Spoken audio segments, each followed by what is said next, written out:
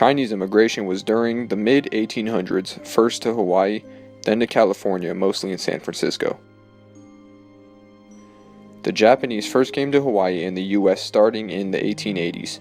Between 1885 and 1924, over 200,000 Japanese arrived in Hawaii. By 1920, Japanese represented 40% of the entire population of Hawaii. By 1888, a small number of Koreans were in America.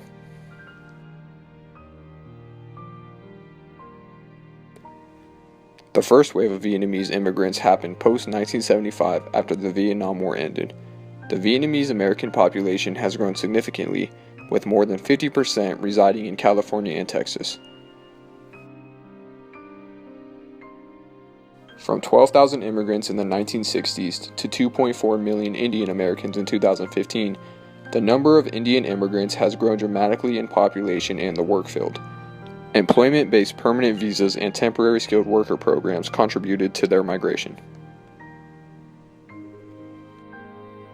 Filipino immigration, pre-World War II, was from 1906 to 1935. Following World War II, there was an influx of approximately 16,000 Filipino war brides. In a more recent wave of immigration, there are Filipinos who migrated here due to a shortage of professional nurses. Along with bringing their culture, heritage, and customs, they also brought their food.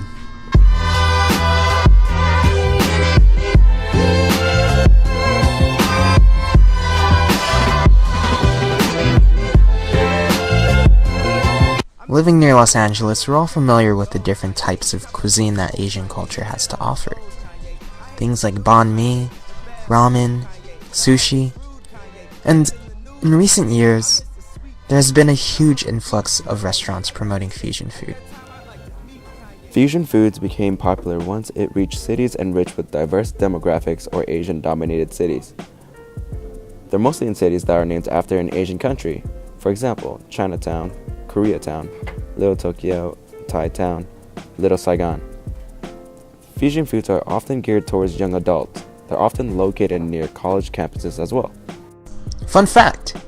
Did you know that national foods are actually fusion food to begin with? Banh mi is influenced by French colonialism, from the pâté to the mayonnaise, held together by the crucial French baguette. A typical Vietnamese sandwich speaks of Vietnam's colonial past. Ramen has Chinese roots. In the late 1800s and into the early 1900s, Japan won a series of power struggles with China, allowing the island nation to claim various Chinese territories as their own. Create a Japanese dish called Sina soba, literally Chinese noodle, eventually became known as simply ramen.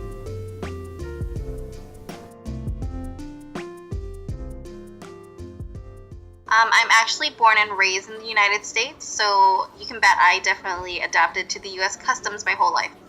Were there multiple dishes from your respective culture in the location you resided in?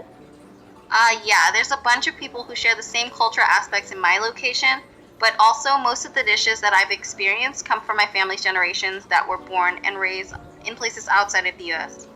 I guess I can't say that I've taken in consideration seeing what's going on about fusion food, but coming here to San Jose during my college experience, yeah, we have places all around here that are literally local.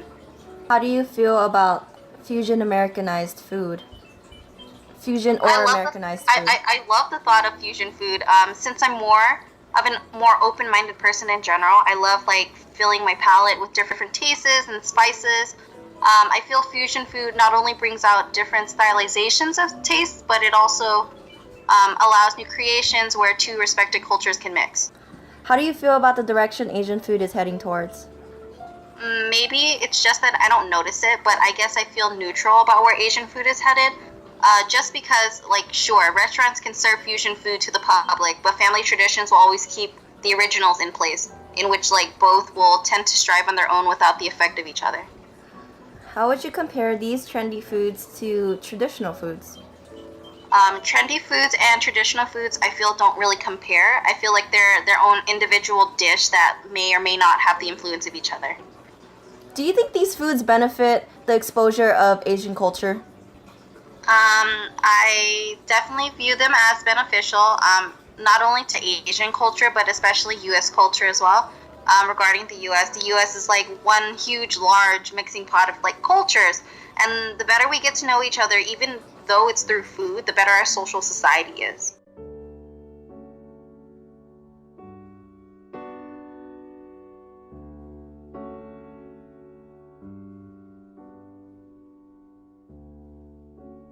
Fusion food can really be a metaphor for the integration of different cultures in America. So far we've talked about the immigration of APIs into the United States, their cultural influence on food in America, how some national foods started off as fusion foods to begin with, and we even got an interview of a millennial's position on fusion food.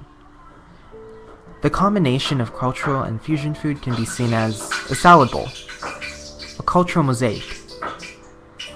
When you put all this together, the picture is clear. Fusion foods in America could be a symbol of the integration and mixing of cultures, as well as the ethnic youth of America.